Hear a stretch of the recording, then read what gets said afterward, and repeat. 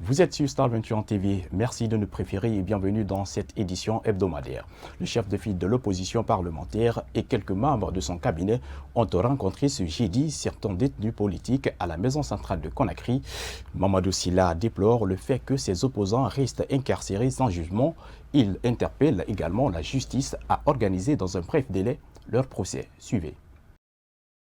Finalement, le chef de file de l'opposition a pu rencontrer les détenus politiques à la maison centrale de Conakry. Sur 69 prisonniers, il a pu voir 55. Il affirme les avoir réconfortés.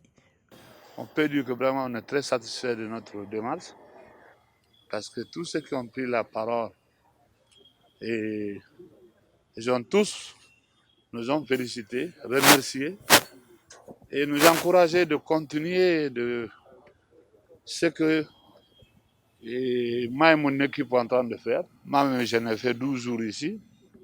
J'ai relaté ça. Et dire qu'on a vu des gens sortir en prison, automatiquement, on les envoie s'asseoir sur le fauteuil du président de la République. Mamadou Sylla a déploré le fait que ces prisonniers n'aient pas bénéficié de procès. Il interpelle la justice. C'est le lieu de dire au ministère de la Justice et les magistrats ou les procureurs, tous ceux qui ont ce dossier-là au niveau de tribunaux, qui puissent se diligenter et faire rapide, essayer de juger. Et on a vu des gens qui ont dit qu'ils ont fait 6 mois sans avoir un avocat, sans qu'on le demande. Sans juge, personne, pas de visite, rien. Et on a eu des gens qui ont dit 120 jours, tels que Ousmane Ba de Kindia. C'est cette demande que présent qu'on dit à la justice de faire tout pour programmer ces dossiers-là, différents dossiers, et de les juger, ceux qui sont coupables, de les juger, et ceux qui ne sont pas coupables, de les libérer aussi. Selon Mamadou Sylla, son rapprochement avec le président Alpha Condé lui permet de lui alerter sur certains sujets sensibles. Il dit être prêt à préserver la paix et la quiétude sociale. Les avocats du journaliste Amadou Julde Diallo n'ont pas obtenu gain de cause après avoir élevé appel contre son mandat de dépôt. Maître Alsine Aïssata Diallo, son avocat, annonce d'autres procédures en cours les prochains jours. Bintou Souma et Alassane Souma. Arrêté le 27 février pour offense au chef de l'État et placé sous mandat de dépôt le 1er mars, Amadou Julde Diallo va continuer à croupir en prison. La chambre de contrôle de la cour d'appel a mis le dossier en délibéré en confirmant l'ordonnance de sa mise sous mandat de dépôt. Mais ses avocats ne comptent pas baisser les bras. Ce que nous comptons faire à partir de là, c'est quoi? C'est que Amadou Julde Diallo n'a pas encore été entendu au fond par le juge d'instruction, par le doyen des juges d'instruction du tribunal de première instance de Conakry de Dixine. Alors, nous allons nous atteler à cela, à ce qu'il soit entendu sur le fond. Et dès après cette audition sur le fond, nous allons directement déposer une demande de mise à liberté en sa faveur. Et comme la loi nous le demande à chaque étape de la procédure, le prévenu ou l'inculpé peut demander une mise à liberté en sa faveur. Donc c'est ce que nous allons faire les prochains jours. À date, l'historien et journaliste passe sa 13e journée en détention. Un acte que condamne son avocat, Maître Alsine Aïssata. Oui, ce que je peux ajouter, c'est que je regrette les circonstances, les conditions dans lesquelles il a été kidnappé, parce qu'il n'a jamais été interpellé dans les règles de l'art. Il a été kidnappé, alors que c'est un citoyen guinéen. On pouvait lui adresser une convocation, une première, une deuxième, comme la loi le recommande. C'est quand il ne tempère pas, il ne se présente pas, que c'est en ce moment que le procureur serait amené à ordonner sa comparution forcée. Mais ça n'a jamais été le cas. Il n'a jamais reçu une convocation. On l'a kidnappé, happé, comme un épervier happerait un oiseau. C'est grave, une pouchette. C'est extrêmement grave, nous le dénonçons. Déjà, un collectif de journalistes a été créé pour défendre le doyen Amadou Julde Diallo. Tous souhaitent que la loi L002 portant liberté de la presse en Guinée soit appliquée. Au terme de la dite loi, un journaliste ne va pas en prison pour diffamation ou offense. Parlant toujours de ce dossier, il faut dire qu'un collectif de soutien à Amadou Julde Diallo, COSAD, a vu jour cette semaine. Ses membres ont rencontré ce jeudi le doyen Diallo Suleiman, PDG du groupe de presse Lynx Lance, il a été question de trouver une issue favorable pour la libération du journaliste et historien. C'est un compte rendu de Mariam Barry et Ibrahima Païkamara.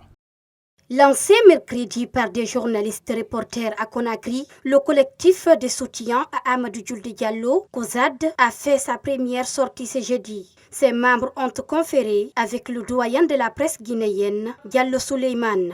L'objectif est de trouver des voies et moyens pour obtenir la libération du journaliste et historien emprisonné depuis le 1er mars. Nous allons rencontrer d'autres associations encore et nous demandons à toute la presse guinéenne que nous ne sommes que devant.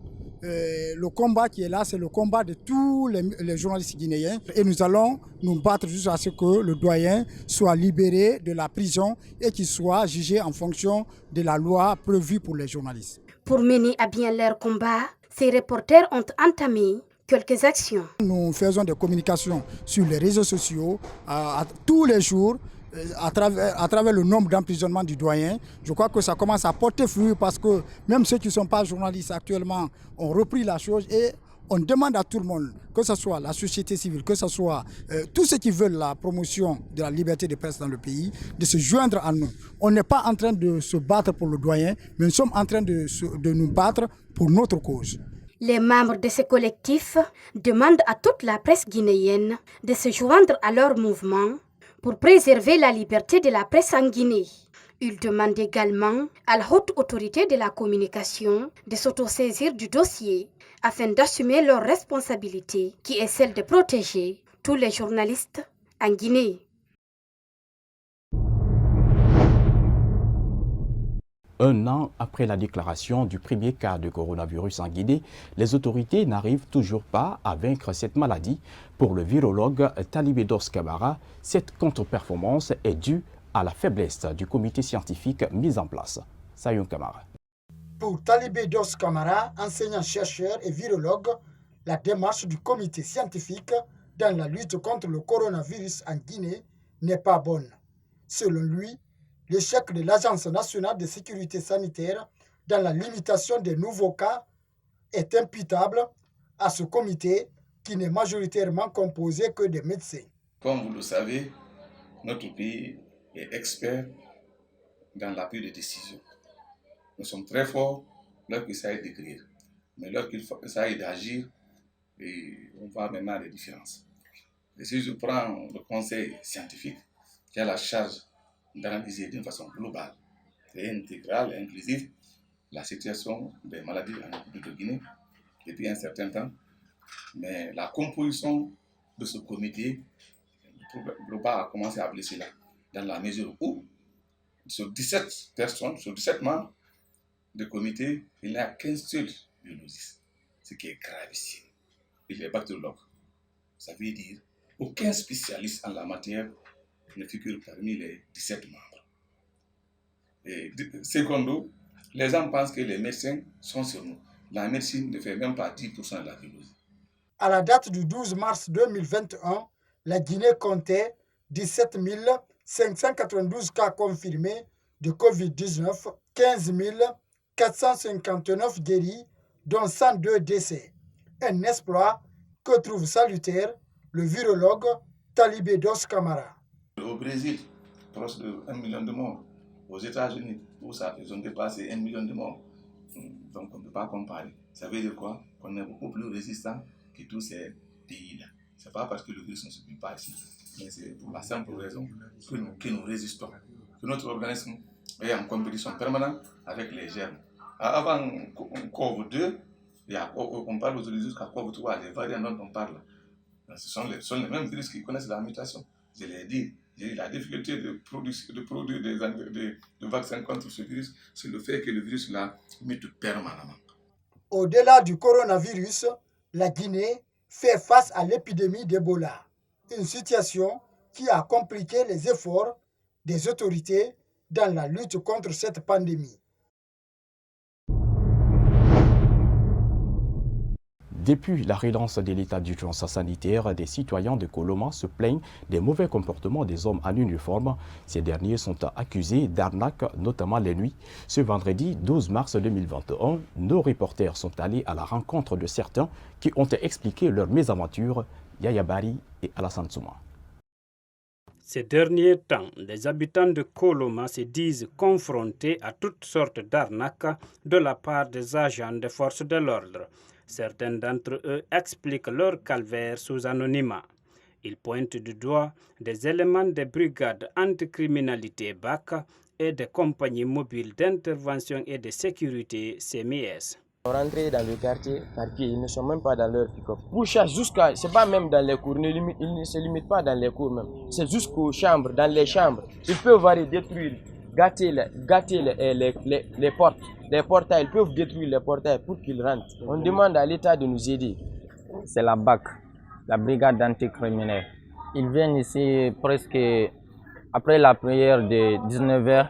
Ils viennent, ils tirent à l'air pour disperser les gens.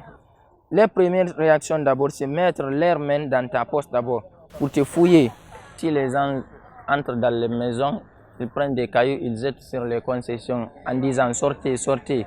Entrer dans les boutiques, demander un peu d'argent aux restaurateurs, envoyer un peu, sinon on va t'emporter. Non, venir ici à 19h, 20h pour chasser les gens, c'est pas du tout bien. Il faut que l'État nous vienne en aide parce que nous sommes des citoyens tout comme les autres. Cette situation inquiète plus d'un. Des habitants de ce quartier disent être terrorisés chaque soir. Parfois même des tirs perturberaient leur sommeil. Ils interpellent l'État. Cette victime revient sur son cas. Moi, j'ai préféré descendre pour prendre la rentrée du quartier. Moi, je tombe sur ça. C'est la CMS de Koloma. Ils ont demandé au début, ils ont dit à certains de payer 1,2 million. Et après, ils ont dit de payer 1 million. Mais à la dernière minute, ils disent de payer la moitié d'1 million. Et puis, ce qui est plus marrant, quand tu rentres là-bas, les chefs qui sont là-bas, mais ils ne voient que de l'argent. Même si tu es innocent, on t'arnaque. Nos agents là méritent d'être formés encore de plus. Parce que eux, ils ne maîtrisent même pas les lois et autres. Le respect des droits de l'homme, ça, c'est pas leur affaire. Depuis la relance de l'état d'urgence sanitaire, nombre de citoyens se plaignent des abus des hommes en uniforme, des dénonciations et des situations qui devraient être prises au sérieux par les responsables du ministère de la Sécurité et de la Protection civile.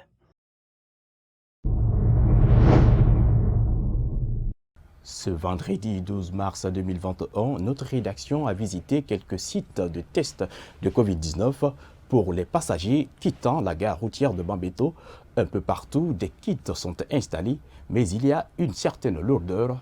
Alpha Omar Diallo. Depuis 6 heures, ces passagers attendent pour son test de Covid-19. Ils restent conscients du danger de la pandémie et appellent les autres à se faire dépister. On est là depuis 6 heures, on est à l'attendre. Mais on est patient parce qu'on veut avoir notre test, on veut comprendre qu'est-ce qui est sur nous réellement. Parce que tant que tu n'as pas fait le test là, et puis tu as la maladie là, tu vas infecter les autres. Donc on les prie d'accepter, venir faire le test, volontairement, de ne pas avoir peur quoi. Assistance sociale, examen au labo et data sont entre autres des éléments de kit installés à la gare routière de Bambeto pour les tests de Covid-19. Cet assistant du site rappelle le processus d'enrôlement et tente d'expliquer aux passagers qui dénoncent la lenteur. Les processus sont comme dans les autres sites. Et quand ils viennent, on les arrive dans une fiche. En même temps, on passe à la sensibilisation, comment il faut faire le texte. S'il y a des cas positifs, il faut faire les counseling vers les centres de prise en charge. Tout ça là, tu vois, c'est pas tellement facile. Mais on va avec. Au fur et à mesure que les tests sont effectués, des cas positifs sont enregistrés, ce qui inquiète ses responsables. Il appelle au respect des mesures barrières. Oui, on a eu des cas de positivité. Et quand tu prends comme ça à la date du 5, on a eu 5 cas positifs. À la date du 6, 6 cas positifs.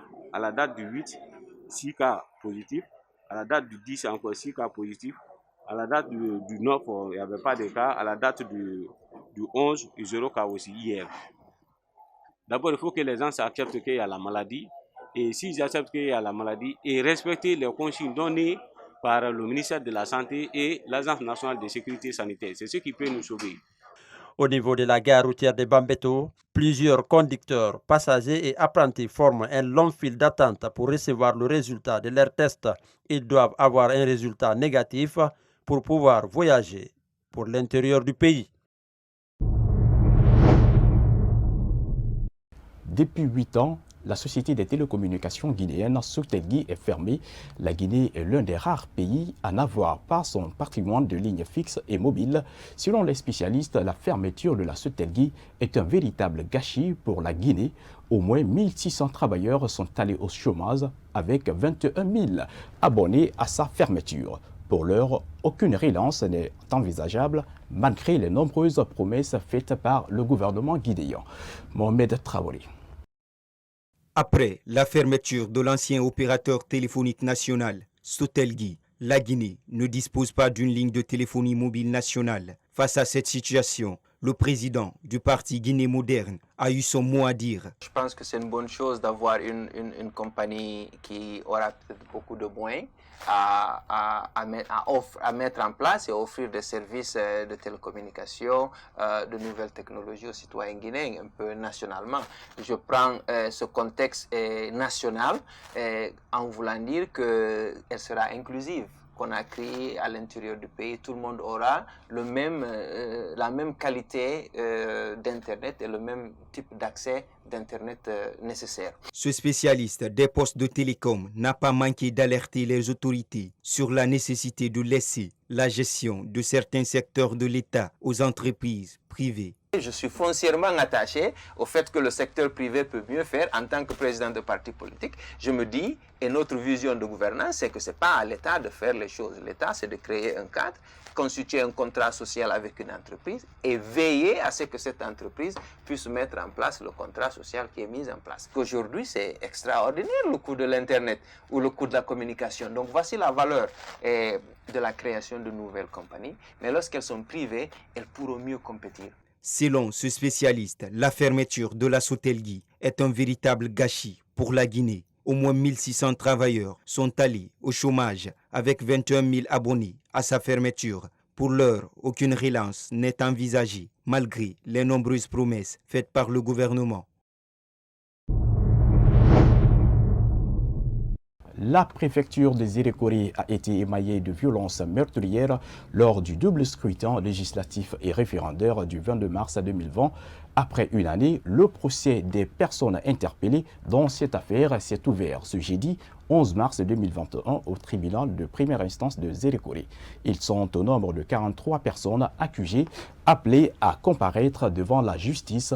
On suit cette correspondance de Paul Foromou Sakouvogi, basé à Zérékoré.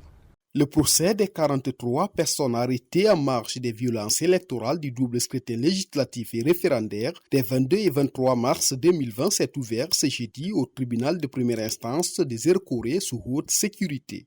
Pour vice de forme, le procès a été renvoyé au jeudi 18 mars 2021. Selon cet avocat de la défense, certaines procédures n'ont pas été respectées. Nous avons demandé d'abord que les ordonnances de renvoi contre ces accusés soient communiquées à ces accusés à la maison centrale, c'est ce que la loi dit. Et que le président du tribunal doit même se déplacer pour aller s'enquérir auprès de ces accusés s'ils ont effectivement reçu ces ordonnances. Mais dans le cas du 22, cela n'a pas été fait. C'est pourquoi nous avons demandé que cette condition-là soit respectée. Le procureur, près le tribunal de première instance de Zérékoré, a rassuré que toutes les dispositions seront prises pour que le procès ait lieu le jeudi prochain. Ils ont évoqué un certain nombre d'éléments qui n'avaient pas été peut-être respectés concernant les actes obligatoires, c'est-à-dire la communication des dossiers avec toutes les photocopies des dossiers. Et imaginez-vous que le dossier, par exemple, du 22 mars, comporte 11 dossiers. 11 dossiers. Et à ce stade-là, la photocopie, faire la photocopie de tous ces dossiers, c'est le principe, mais généralement, c'est d'application très rare. Les ordonnances de renvoi ont été effectivement remises à ces intéressés-là, aux avocats et aux présumés auteurs. Mais concernant maintenant le dossier du 22 mars, là, le réglage sera fait parce que tout le monde ne pouvait pas être là, ils sont 43. Et il y a plus de 30 qui étaient mis en liberté provisoire. La ville des Recourés avait été émaillée par des violences meurtrières consécutives au double scrutin législatif et référendaire du 22 mars 2020. Ces violences avaient causé la mort de plusieurs personnes et avaient fait des dégâts matériels importants. La Confédération africaine de football a tenu sa 43e assemblée générale élective ce vendredi 12 mars 2021 à Rabat au Maroc. Le Sud-Africain Patrice Motsepe est élu par acclamation président de la CAF. Antonio Souaré, candidat au comité exécutif, a perdu devant Moustapha Oselaraji du Libéria. C'est un commentaire de Ibrahima Diallo.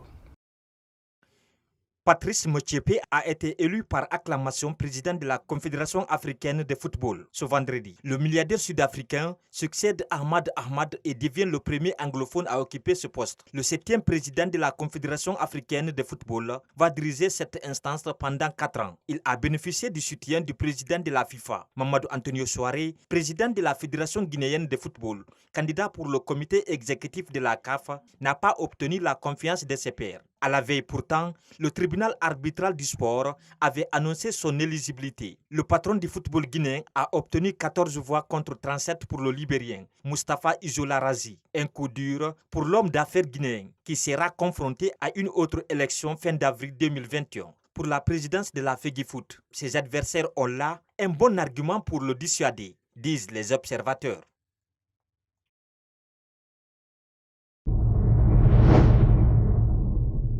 Page noire dans ce journal, professeur Djibril Tamsinian, historien et éminent écrivain guinéen, est décédé ce lundi 8 mars à l'âge de 89 ans à Dakar. Selon sa famille, il a été emporté par la Covid-19. Nos reporters Mariam Bari et Ibrahima Paye Kamara sont allés à la rencontre de 2 hommes de culture qui ont rendu hommage aux défunts. Suivez. L'historien et auteur guinéen Djibril Tamsinian n'est plus. Selon sa famille, il est décédé des suites de Covid-19 à Dakar, soit un jour après le décès de sa jumelle. Spécialiste de l'histoire de l'Empire du Mali, mais aussi dramaturge, il est l'auteur de plusieurs romans, dont entre autres La Charte de Kourkanfouga, Sikasso ou La Dernière Citadelle, suivi de Chaka, pour ne citer que ceux-là. Djibril Tamsinian a notamment participé à l'écriture de l'histoire générale de l'Afrique sous l'égide de l'UNESCO. Ses collaborateurs se souviennent. Le professeur Tamsinian fait partie des 100 intellectuels du XXIe siècle. Donc il était dans ce guide record. Plusieurs fois docteur honoris causa différentes universités, auteur de plusieurs ouvrages et de plusieurs articles.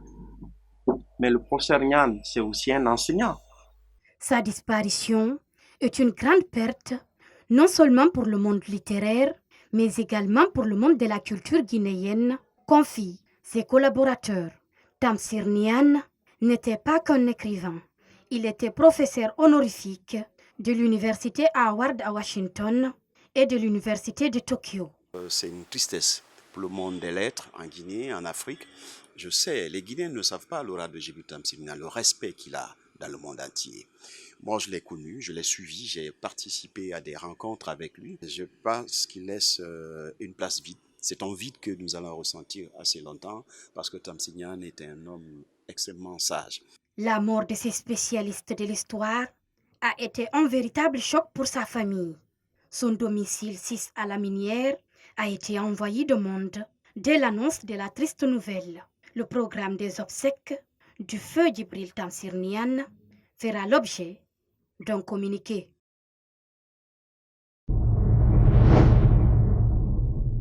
Que l'âme du défunt repose en paix. C'était tout, l'essentiel de l'actu de la semaine à révisiter pour vous. Merci à vous de l'avoir suivi. Surtout prenez soin de vous car chaque jour est une vie. Au revoir.